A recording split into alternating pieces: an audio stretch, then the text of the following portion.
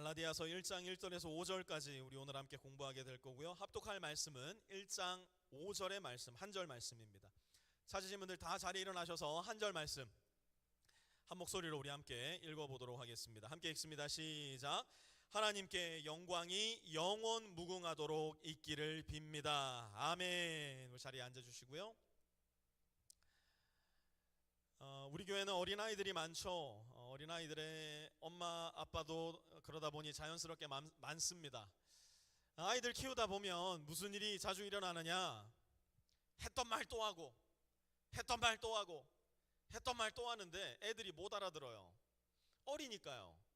어리다는 걸 알기 때문에 우리 부모들은 인내심을 가지고 아이들이 한 번에 못 알아듣더라도 했던 말 또 하고 했던 말 또 하면서 아이들에게 했던 말을 또 합니다. 그런데 이제 아이가 조금 더 크면 어떻게 되느냐, 여전히 했던 말 또 하고 했던 말은 또 하는데 이유가 조금 달라요. 이제는 못 알아들어서 했던 말 또 하는 게 아니라 애들이 못 알아듣는 척을 해버립니다. 조금 더 머리가 약삽한 애들은 못 들은 척 해버려요. 아빠가 옆에서 얘기하고 있는데 뭐 딴청하고 있고. 그러니 했던 말 또 하고 했던 말 또 하는 일이 계속해서 생깁니다. 여기서 조금 더 크니까요, 어떤 일이 생기냐면, 우리 애가 그랬다는 얘기는 아니에요. 또 끝나고 나가지고 한이야 왜 그랬어 그러지 마세요. 아빠를 무시하기 시작합니다. 엄마를 무시하기 시작해요. You don't know anything, Dad. You know nothing, Mom. 엄마 아빠를 조금씩 무시하기 시작합니다. 그래서 어떤 때는 이렇게 봉다리에 이렇게 집어넣어가지고 묶어가지고 이렇게 밖에 쓰레기통에 버려버릴까 싶은 유혹이 찾아올 때도 있고, 이래서 예전에 호적에서 판다는 이야기들을 어른들이 많이 했나? 라는 생각이 들 때도 있어요. 하지만 그럼에도 불구하고 눈물을 집어삼키고 분노를 집어삼키고 더 나아가 내 자존심도 꾹꾹 눌러 집어삼키면서 했던 말을 또 하고 했던 말을 또 합니다. 왜요? 내 사랑하는 자녀이기 때문에 그래요. 이게 우리가 함께 공부할 갈라디아서의 내용이에요. 예수 그리스도 안에서 이제 막 새롭게 태어난 갈라디아 성도들이 자기들이 좋아하는 친구들이랑 흐느적거리며 놀다가 그들의 영적 아버지인 바울이 했던 이야기를 새까맣게 까먹어버린 거예요. 그 이야기를 까먹어버리니까 이때다 싶었던 옆집 아저씨들이 음흉한 미소를 흘리면서 내가 사탕 줄 테니까 나 따라가자, 초콜릿 줄 테니까 나 따라가자, 그러면서 줄줄이 사탕처럼 갈라디아 성도들을 죽음의 길로 인도하고 있었더라는 겁니다. 이 소식을 들었던 진짜 아버지, 갈라디아 성도들의 진짜 영적인 아비 사도 바울의 마음이 어땠겠어요? 창자가 끊어지는 심정으로, 심장이 불에 타는 심정으로 너희들이 살아야 된다, 그 이야기를 하기 위해 적어 나갔던 편지가 바로 갈라디아서의 내용이에요. 그래서 오늘부터 우리 갈라디아서 말씀 공부해 볼 텐데요, 1절 말씀부터 시작하도록 하겠습니다. 1절 전반절 말씀만 제가 읽겠습니다. 사람들이 시켜서 사도가 된 것도 아니요, 사람이 맡겨서 사도가 된 것도 아니요. 아멘. 사도 바울이 자기 자신을 소개하는데 사도라는 단어가 연거푸 반복해서 등장을 합니다. 사도라는 단어의 뜻은 보냄을 받은 자라는 의미를 가지고 있는 단어였어요. 넓은 의미에서 또한 일반적인 의미에서 여기 앉아있는 저와 여러분 모두는 보냄을 받은 자 곧 사도입니다. 우리는 하나님에게 부르심 받아서 가장 가까이 있는 우리 가족에게로, 또 멀리는 우리가 한 번도 만나보지 못하고 이름도 불러보지 못한 타민족에게로 그리스도의 사랑을 전하라 보냄받은 사람들이에요.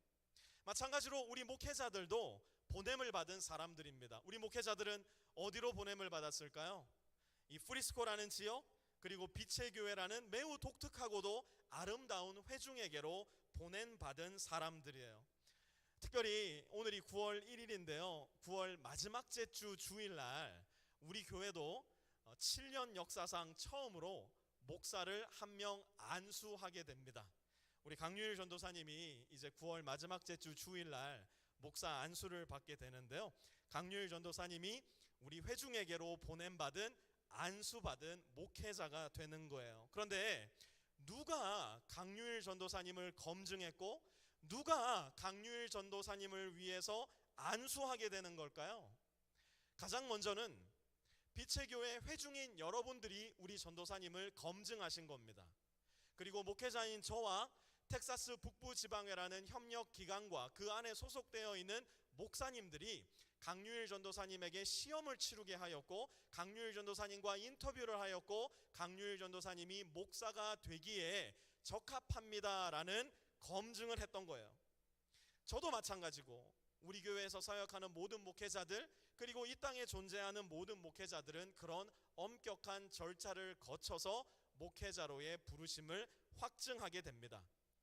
그런데 사도 바울이 1절에 자기 자신을 사도라고 할 때 이 사도는 우리가 지금까지 이야기했던 그런 보냄받은 자, 일반적인 의미에서의 보냄받은 자라는 의미로 쓰는 사도가 전혀 아니었어요. 사도 바울이 보냄을 받은 것은 사람들에게서 보냄받은 것이 아니었어요. 어떤 한 교회로부터 보냄받은 것도 아니었고요, 유력한 목회자로부터 보냄받은 것도 아니었어요. 1절 계속 이어서 후반절 보니까 누가 바울을 사도로 임명했는가? 예수 그리스도께서, 그리고 그분을 죽은 사람들 가운데서 살리신 하나님 아버지께서 임명하심으로써 사도가 된 나 바울은 사람의 임명을 받아 사도가 된 것이 아니고, 교회의 임명을 받아 사도가 된 것이 아니고, 예수 그리스도와 그분을 살리신 하나님 아버지께 보냄받아 사도가 된 사람이었어요. 왜 바울은 편지의 서두에서부터 이 사실을 그토록 반복적으로 강조하는 것일까요?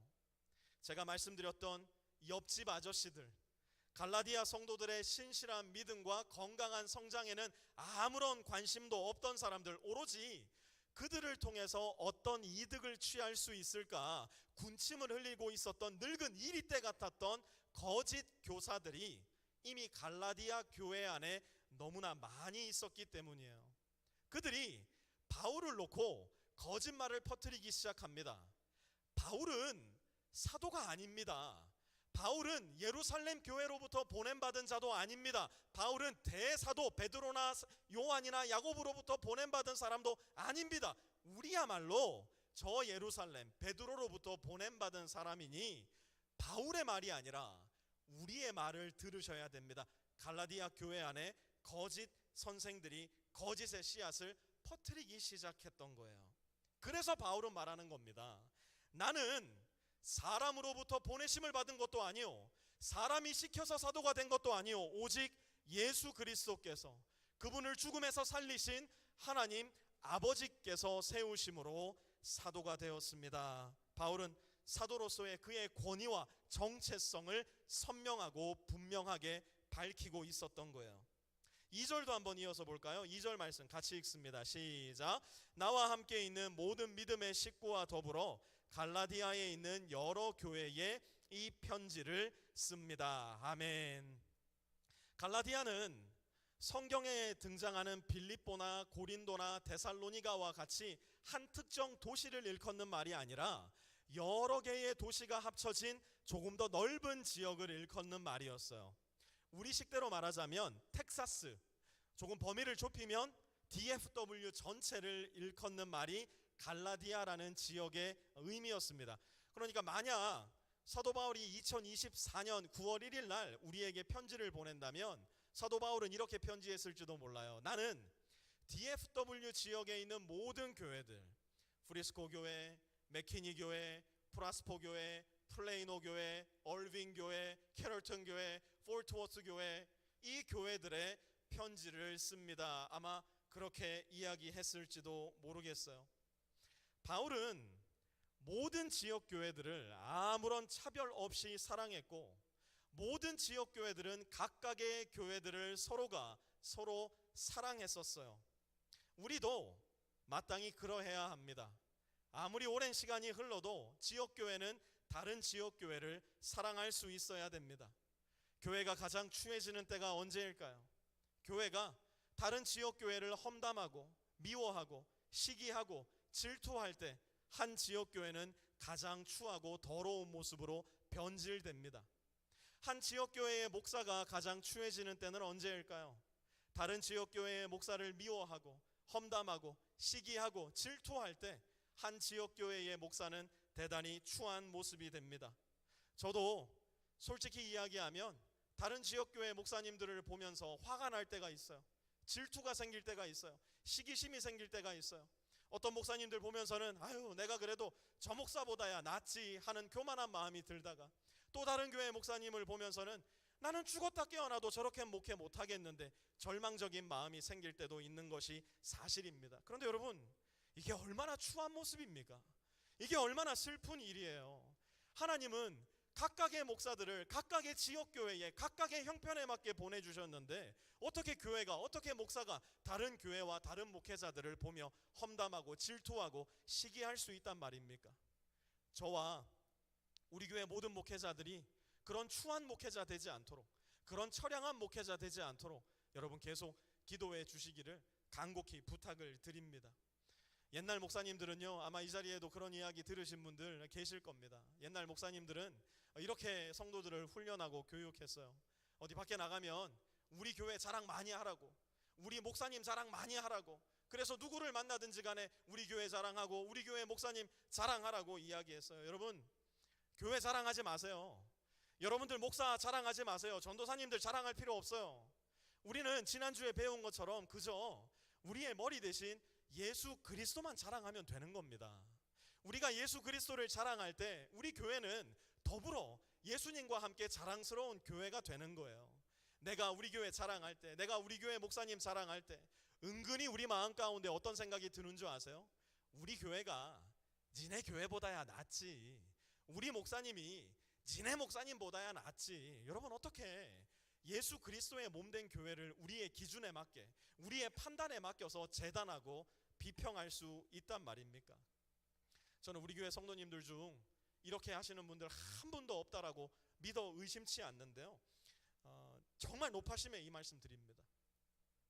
멀쩡히 다른 교회에서 신앙생활 잘하고 계시는 분들, 분명히 다른 교회에서 신앙생활 건강하게 하고 계세요. 그런데 막 열심히 과도해가지고 우리 교회 한번 와보세요, 우리 교회가 더 좋아요. 이거 되게 추한 거예요. 여러분, 절대 하지 마세요. 저는 H마트 앞에서 전도하시는 분들 정말 존중하는 마음으로, 존경하는 마음으로 그분들 봅니다. 이렇게라도 전도할 수 있어서, 이렇게라도 쓰임받을 수 있어서 기쁜 마음으로 전도하시는 분들이 대부분이에요. 그래서 저는 꼭 전도지를 나누어 주실 때 제가 그분들 마주치게 되면 허리를 깊이 숙여서 수고하십니다, 감사합니다 인사를 드려요. 그러면 이때다 싶어가지고 이렇게 앞길을 막으시는 분들이 계세요. 손을 잡고 물어봐요. 교회 다니시느냐고. 그러면 예, 좋은 교회 다니고 있습니다, 제가 이렇게 이야기를 합니다. 그러면 형제님을 만났네요, 신앙생활 잘 하시고 예수님 잘 믿으셔요 하고 보내주면 되는데, 손을 잡고 우리 교회 한번 와보라고, 우리 교회가 더 좋다고, 우리 목사님 설교 한번 들어보라고, 우리 목사님 설교가 더 좋다고. 거기다 대고 제가 목사라는 이야기를 차마 할 수가 없어가지고 그냥 돌아서서 웃으면서 나오지만 가슴 아픈 모습이 아닐 수가 없어요. 특정 목사를 향한 열심, 특정 교회를 향한 열심, 여러분 그 열심 절대로 건강한 열심 아닙니다.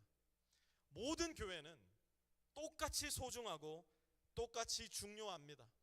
모든 지역교회는 존재하는 것 자체만으로 이미 생명으로, 이미 예수 그리스도의 능력으로 가득한 교회예요.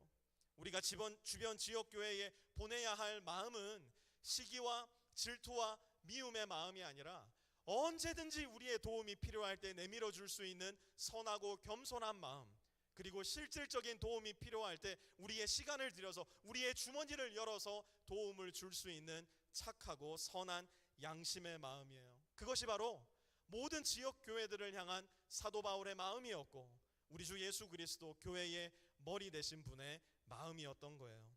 3절도 한번 이어서 같이 읽어볼게요. 3절입니다. 시작. 우리 아버지 하나님과 주 예수 그리스도께서 내려주시는 은혜와 평화가 여러분에게 있기를 빕니다. 아멘. 우리 아버지 하나님과 주 예수 그리스도께서는 저와 여러분에게 은혜와 평화를 내려주시기 원하세요. 여러분 잘 기억하세요.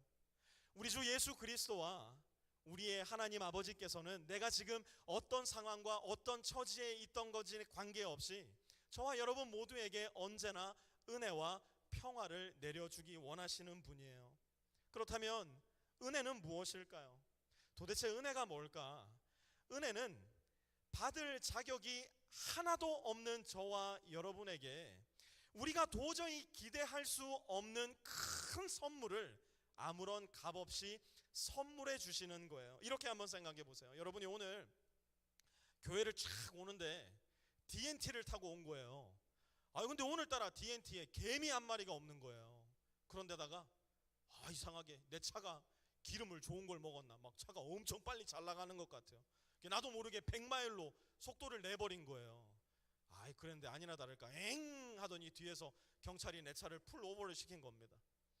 이때 경찰이 티켓을 탁 끊어가지고 300불짜리 티켓 딱 주면 그게 뭔지 아세요? 그게 정의가 실현이 된 거예요. 내가 잘못한 거, 내가 죄 지은 거에 대한 합당한 처벌을 요구하는 거, 그리고 내가 그 합당한 처벌을 받는 거, 이게 정의라는 겁니다.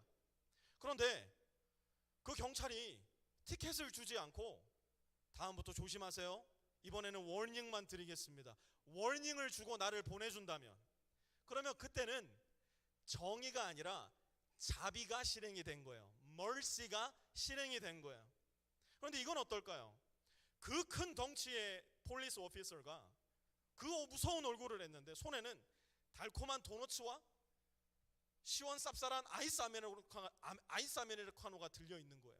그래서 날도 더운데 이거 먹고 가라고, 다음부터 조심하셔야 되고 다음부터 과속하지 마시라고 자기의 주머니를 털어서 산 그 맛있는 도너츠와 그 맛있는 아이스 아메리카노를 준다면, 아주 단순하게 이야기하자면 이게 은혜라는 거예요. 은혜란 무엇인가? 마땅히 하나님의 진노와 징계를 받아 죽음의 값을 내 스스로 치루었어야 할 저와 여러분에게 이 세상 그 무엇보다 달콤하고 감미로운 우리 주 예수 그리스도를 보내어 주신 것이에요. 은혜란 무엇인가? 예수 그리스도께서 우리의 죄값을 자기의 몸으로써 10원 한 장까지도 남겨두지 않고 십자가 위에서 모두 다 갚아주신 것이에요. 그렇게 우리에게 진노와 형벌이 아니라 하나님 아버지께서 예비하신 의로움과 영원한 생명을 선물해 주신 것, 그것이 바로 하나님께서 저와 여러분에게 주시는 은혜라는 거예요. 하나님께서 우리에게 이러한 은혜를 베풀어 주셨기 때문에 우리는 비로소 평안할 수 있게 된 겁니다. 여러분 잘 기억하셔야 돼요. 은혜가 없는 평안은 아무리 잘해봐야 유사평안이에요. 은혜가 없는 평안은 아무리 잘해봐야 잠시 잠깐의 임시평안이요, 궁극적으로는 거짓 평안일 뿐입니다. 오늘날 저와 여러분이 조심하고 또 조심해야 할 것이 바로 이거예요. 우리는 너무나 자주 오늘날의 물질 문명 세계가 줄 수 있는 편안함을 하나님께서 주시는 평안함이라고 착각하고 혼동하며 살아갑니다. 그래서 우리는 하나님께서만 주실 수 있는 것을 자꾸만 내 스스로가 사려고 하고 벌어들이려고 합니다. 이것만 있으면 행복해지겠지, 저기만 갈 수 있다면 평안해지겠지, 이 사람과만 함께 한다면 나도 평안을 얻을 수 있겠지. 사탄은요, 자꾸만 우리의 눈을 가리고요, 우리의 귀를 가려서 하나님만이 주실 수 있는 평안과 이 세상이 줄 수 있는 편안함을 혼동하게 만들어요. 우리는 이미 그것을 모두 다 경험해 보았을 겁니다. 어디 휴가지를 가면 기가 막히다, 이거야말로 평안이 아니겠는가.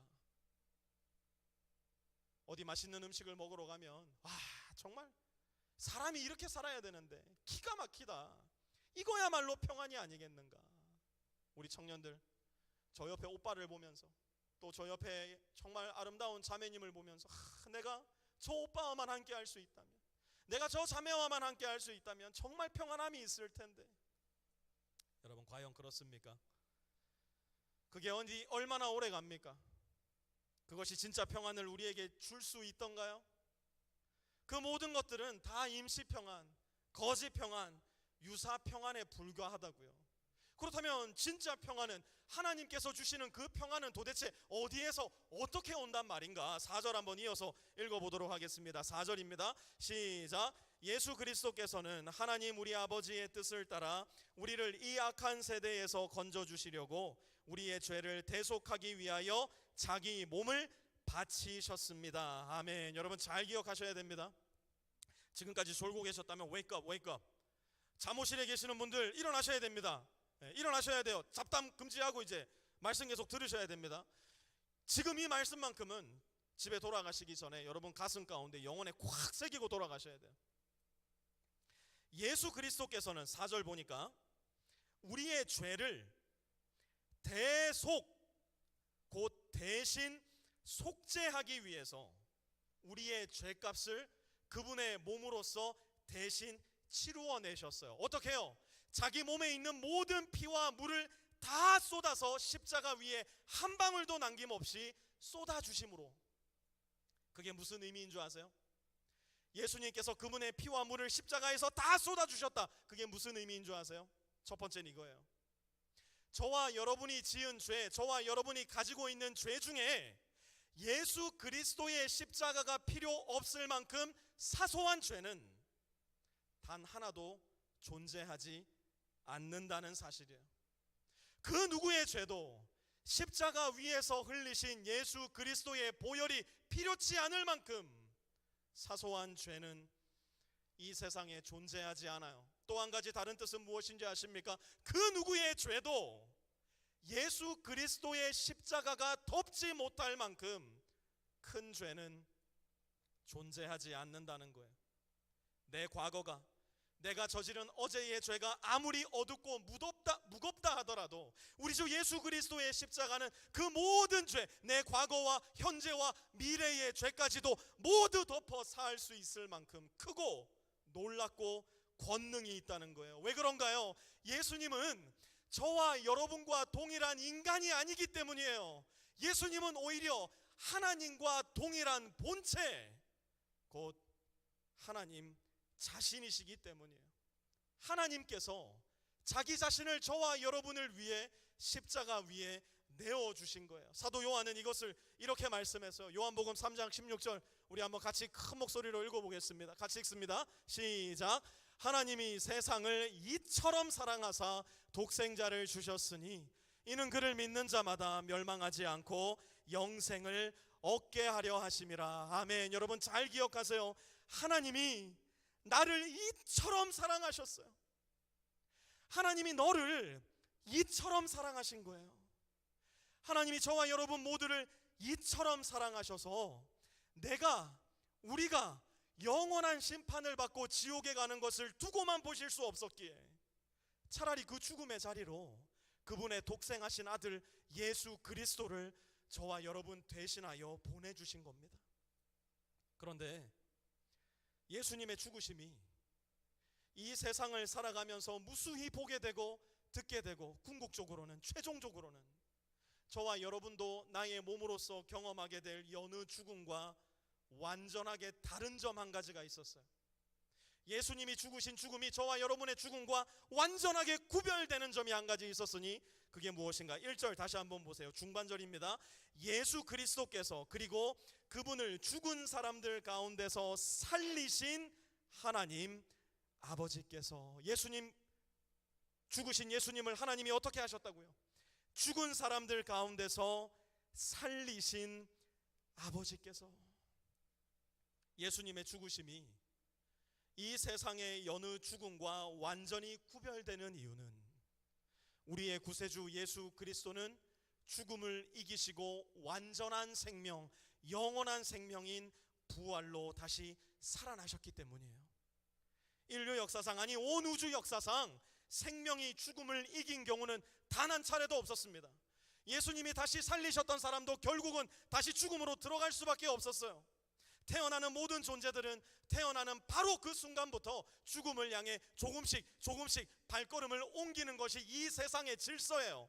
틱탁 틱탁. 지금 예배드리는 이 시간에도 저와 여러분은 조금씩 죽음을 향해 걸어가고 있다고요. 이걸 사도 바울은 이렇게 표현해요. 4절 다시 한번 내려가 보세요. 우리를 이 악한 세대에서 건져주시려고. 우리를 어디에서 건져주신다고요? 이 악한 세대에서 건져주시려고. 여러분, 이 악한 세대가 저와 여러분에게 지금도 부지런히 하고 있는 일이 무엇인가? 바로 죽음의 시계가 저와 여러분의 목숨 가운데, 인생 가운데 끊임없이 작동하게 하는 거예요. 그런데 예수님이 뭘 하신 거예요? 이 죽음의 메커니즘을, 이 죽음의 판때기를 완전히 뒤집어 엎어주신 거라고요.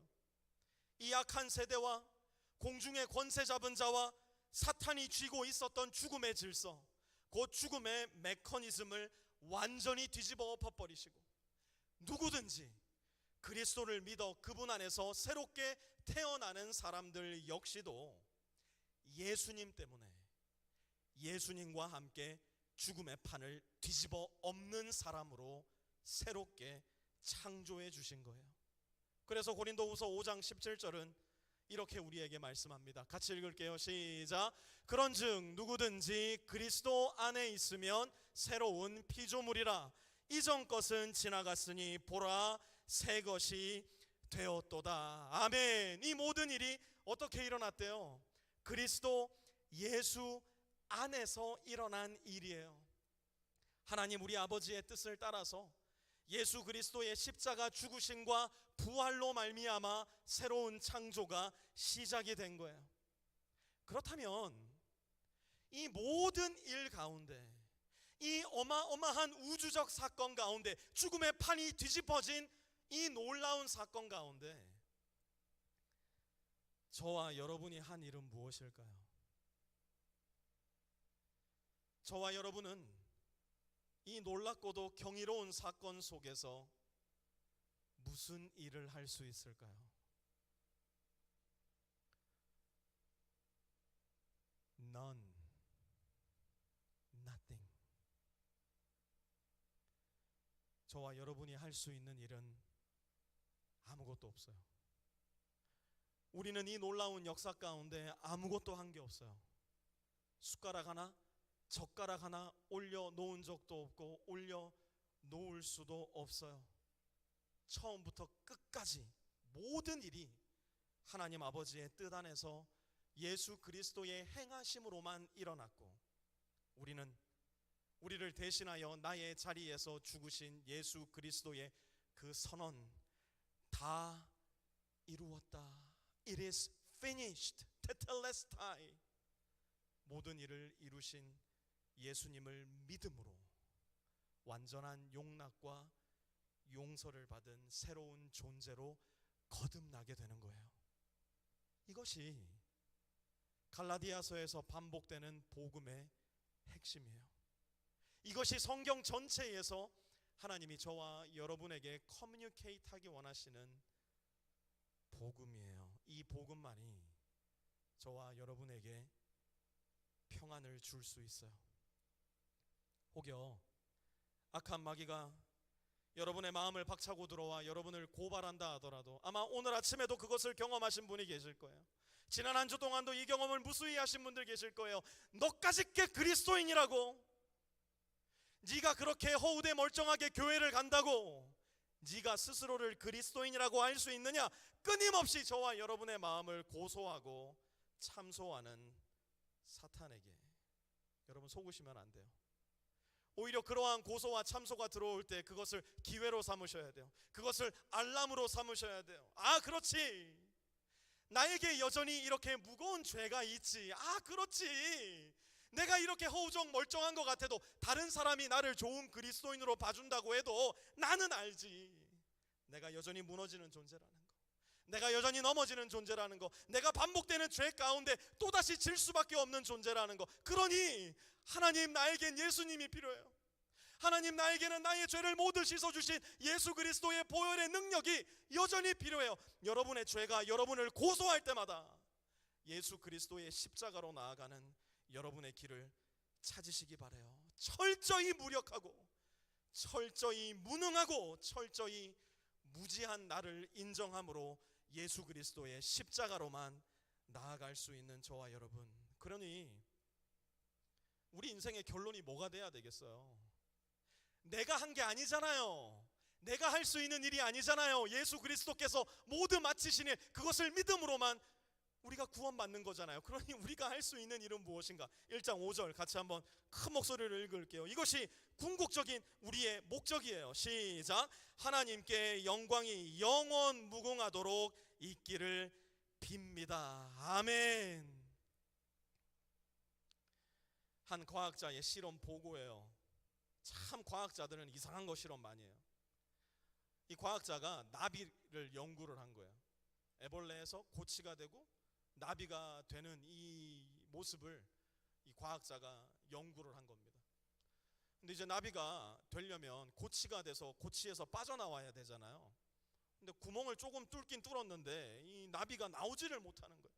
낑낑거리는 게 보이니까 이 마음씨 착한 과학자가 너무 안쓰러워 보여서 그 구멍을 조금 더 크게 벌려줬습니다. 그러니까 이 나비가 스무스하게 고치를 뚫고 밖으로 나온 거예요. 그런데 이 과학자가 충격에 빠져버렸어요. 쉽게 나와서 모양은 나비가 되기는 됐는데 이 나비가 날지를 못하는 거예요. 알고 보니까 고치를 뚫는 그 과정 속에 나비의 날개 쭉지가 건강하게 형성이 되고 나비의 날개 쭉지 끝까지 근육이 들어간다는 것을 이 과학자는 알게 되었어요. 좀 힘들어 보인다고, 좀 구차해 보인다고, 굳이 이거 할 필요 있나 싶어서 그 구멍을 조금 크게 뚫어줬더니만 나비가 되기는 됐는데 날지 못하는 나비 아닌 나비로 전락해버리고 만 거예요. 여러분, 이게 우리 기독교의 모습 아니에요? 이게 오늘날 우리 교회의 모습 아닌가요? 이게 오늘날 저와 여러분의 모습은 아닐까요? 우리 믿음의 근원인 십자가가 우리 마음과 생각과 인생 가운데서 제거된다면, 굳이 그런 흉악하고 피 철철 흘리는 이야기를 계속 들을 이유가 뭐가 있겠습니까? 그냥 좋은 이야기, 좀 감동적인 이야기, 안 그래도 웃을 일 없는데 교회에서 좀 웃기는 이야기, 그렇게 들으면 충분하지 않을까요?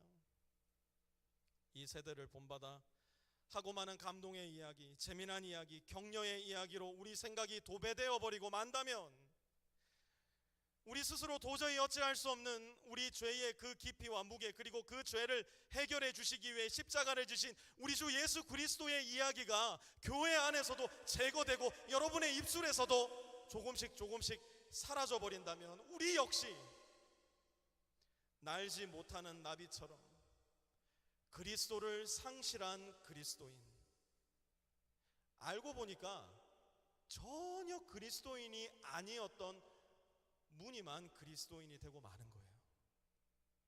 우리 신앙의 핵심, 우리 믿음의 중심, 우리 교회의 누클리어는 바로 이 십자가입니다. 우리 주 예수 그리스도의 십자가 위에 우리 신앙의 기초를 놓고 그 위에 우리의 믿음을 조금씩 건강하게 건설해 나가야 돼요. 여러분, 한번 자리에 다 일어나 보시겠습니까? 우리 이 십자가를 자랑하는 시간, 우리 이 십자가를 내 신앙의 중심에 다시 한번 못 받기 원합니다. 바라는 그 마음으로 고린도전서 1장 18절 말씀 함께 읽고 찬양하려고 하는데요. 고린도전서 1장 18절 말씀, 과연 이 말씀이 우리에게 하나님의 능력입니다. 그 신앙의 고백으로 이 말씀 큰 목소리로 함께 읽습니다. 시작. 십자가의 말씀, 멸망할 자들에게는 어리석은 것이지만 구원을 받는 사람인 우리에게는 하나님의 능력입니다. 다시 한번 읽습니다. 시작. 십자가의 말씀이 멸망할 자들에게는 어리석은 것이지만 구원을 받는 사람인 우리에게는 하나님의 능력입니다. 아멘. 우리 이 말씀 붙잡고 이렇게 한번 찬양을 해봤으면 좋겠어요. 한번 같이 굳건한 반석, 우리의 십자가의 신이 그 위에 내가 서기 원합니다. 함께 굳건한 반석 찬양합니다.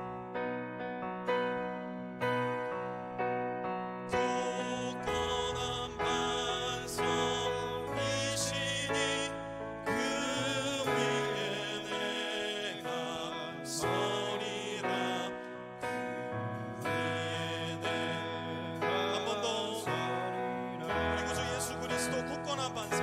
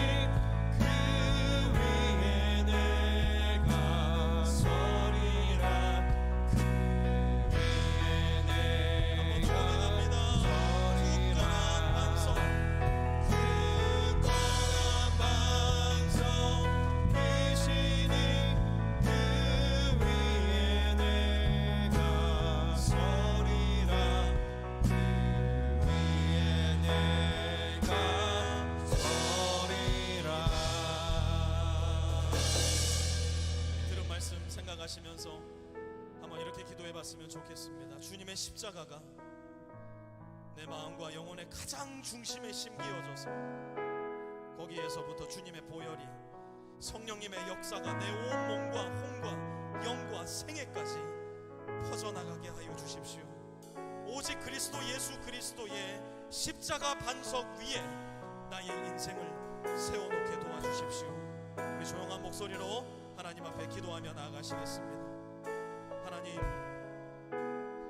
우리 주 예수 그리스도의 십자가만이 우리의 생명이요 우리의 능력이 됨을 하나님 우리 영원히 기억하게 도와주시고, 하나님 이제 시작되는 한 주의 인생 가운데도 그리스도의 십자가를 내 인생의 중심에 세워놓음으로 인하여 그 십자가에서 흘러내리는 샘물과 같은 보혈이 나의 인생을 지배하게 하여 주시고, 우리의 생각과 영혼을 온통 감싸심으로 말미암아 하나님과 동행하는 인생, 우리 주 예수 그리스도의 은혜가 흘러넘치며 그 은혜에서 비롯되는 평안이 우리의 인생을 오롯이 지배하는 복되고 귀한 인생 살아갈 수 있도록 주님 역사하여 주시옵소서. 하나님, 이 진리의 말씀이 우리의 눈에 더 선명하게 보이게 하여 주십시오. 주님께서 이 교회에 보내주신 목사인 저의 혀가 짧아 저의 지식과 지혜가 부족하여 우리 주 예수 그리스도의 십자가를 이렇게 희미하게밖에 비추지 못하는 이 무지함을 용서하여 주시고, 이 회중을 긍휼하게 여겨주시오.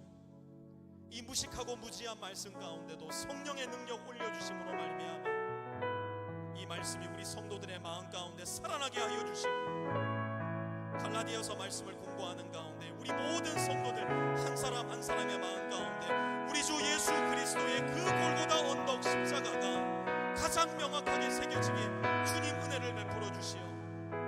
우리 교회 가운데 보혈의 샘물이 흘러넘치며 은혜의 강물이 흘러넘치며 평화와 은혜가 입맞추는 놀랍고도 영광스러운 일들 우리의 눈으로 바라보며 하나님 아버지께 모든 영광 올려드릴 수 있도록 주님 역사하여 주시옵소서. 하나님, 첫 번째 라이프팀이 시작이 됩니다. 각 라이프팀마다 하나님을 자랑함이 넘쳐나게 하여 주시고 서로를 위로하고 격려하는 가운데 함께 주님 앞으로 나아가는 놀랍고도 복된 하나하나의 라이프팀들 다 될 수 있도록 주님이 머리 되시는 모든 라이프팀들 각 교회가 될 수 있도록 주님 은혜를 베풀어 주시옵소서. 이제는 우리 주 예수 그리스도의 은혜와 하나님 아버지의 무한하신 사랑하심과 성령의 내주 교통하심이 오늘 이 자리에 머리 숙여 하나님께 예배드리며 우리 주 예수 그리스도의 십자가를 나의 가슴 가운데, 나의 영혼 가운데, 나의 인생 한복판에 심고 그 십자가의 능력으로 이번 한 주도 살아가기로 결단하며 다짐하며 라이프팀 가운데로 또한 세상 가운데로 다시 흩어지는 우리 모든 빛의 성도들 머리 위에와 그들의 가정 위에, 직장 위에, 기업 위에, 학업 위에, 모든 관계들 위에도, 그리고 멀리 뉴저지에서 또 아틀란타에서 이곳 오래간만에 방문한 사랑하는 형진자매와 영재형제에게도 이제로부터 영원토록 함께하옵시기를 간절히 축원하옵나이다. 아멘.